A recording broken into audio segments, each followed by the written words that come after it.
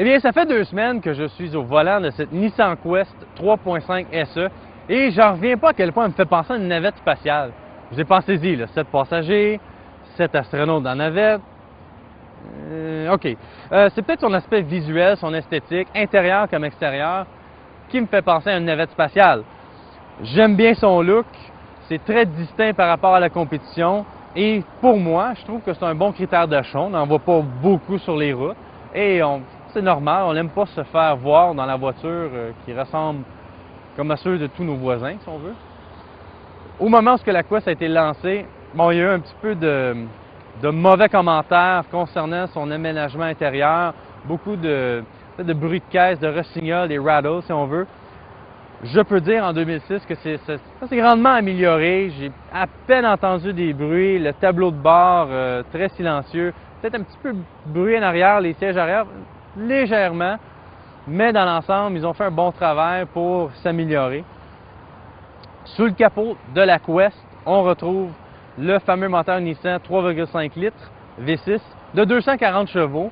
C'est quand même très puissant, ça fait un véhicule qui est très agréable à conduire.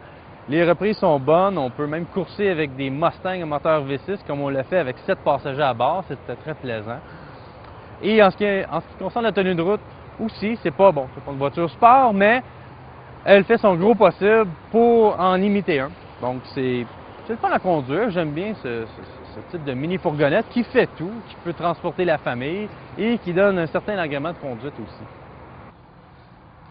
Bon, à l'intérieur de la Quest, on retrouve un habitat quand même assez attrayant. Bon, c'est sûr que c'est très distinct, encore une fois, par rapport à la compétition. On retrouve, évidemment, on a beaucoup parlé du tableau d'instruments central qui ressemble à un gros pilier de ciment complètement au centre du tableau de bord. Moi, j'aime bien, c'est très convivial, c'est très facile d'accès. Par contre, les boutons pour régler la température, il faut soit les tourner à gauche ou à droite pour régler si c'est chaud ou quoi qu'on veut. Et ils sont à ressort, donc il faut tourner et laisser le bouton tourner pour voir la température baisser ou monter. C'est très long et c'est très agaçant. Une autre chose aussi, on a des contrôles pour le chauffage et la ventilation arrière qu'on peut régler pour que les gens à l'arrière puissent le contrôler eux-mêmes, c'est bien. Le système de navigation fonctionne très bien, très bien même, et ça a été très pratique durant des longs voyages qu'on a fait au volant de ce véhicule.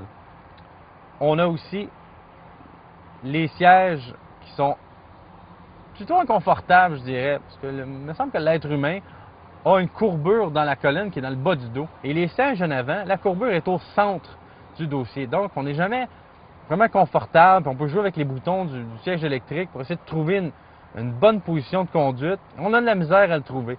Sur des longs voyages, ça peut venir agaçant. On peut peut-être avoir un petit mal de dos. C'est sûr que sur des trajets plus courts, comme aller travailler ou aller au centre d'achat, ça, c'est vraiment pas un problème.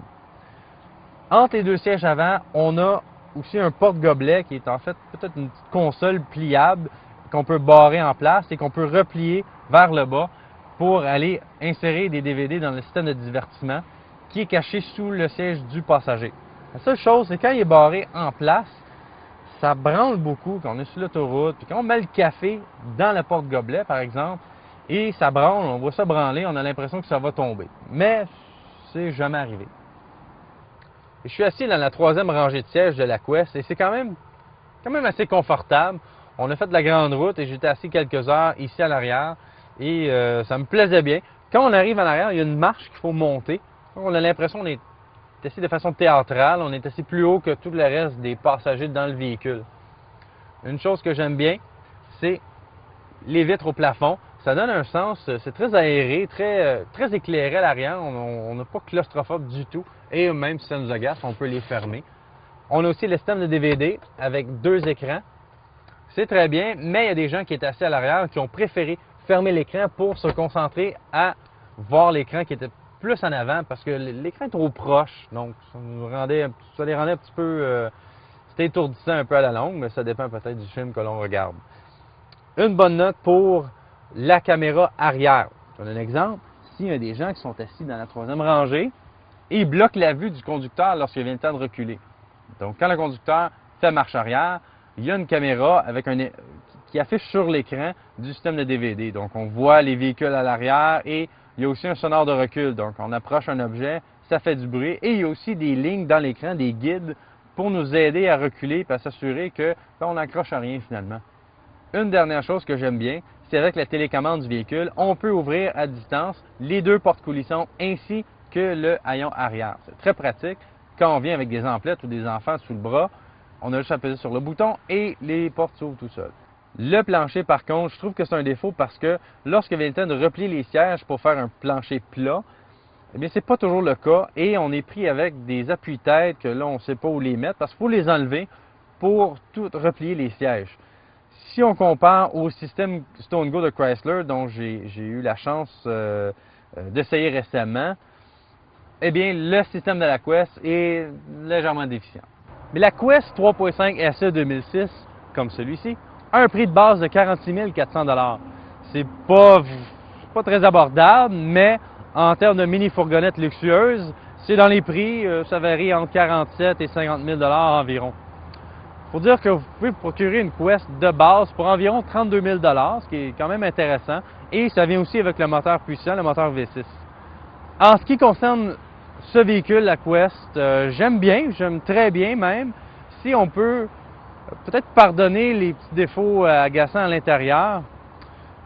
C'est sûr que Nissan travaille présentement sur une toute nouvelle Quest et par juger avec les modèles qu'ils sont en train de lancer présentement, je ne peux m'imaginer que la prochaine génération de la Quest va être excellente.